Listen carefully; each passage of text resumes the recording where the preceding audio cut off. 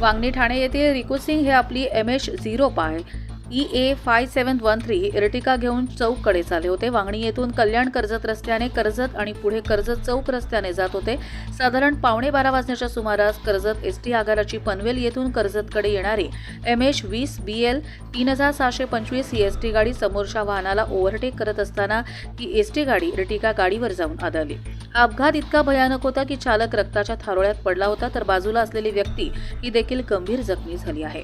या दोघांना अडकलेल्या स्थितीतून बाहेर काढून तत्काळ डिकसळ येथे रायगड हॉस्पिटल येथे उपचारासाठी हलवले आहे। अपघातात जखमी झालेल्या दोघांची प्रकृती गंभीर असल्याचं सांगण्यात येत आहे। तर या अपघातास कारणीभूत ठरलेला एसटी चालक याच्यावर कर्जत पोलीस ठाणे येथे गुन्हा नोंद करण्यात आला आहे।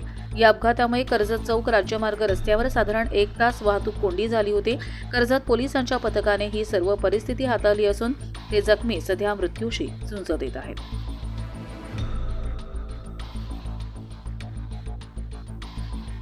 कर्जत लाईव्हसाठी नितीन पारदी, नेरळ, माथेरान।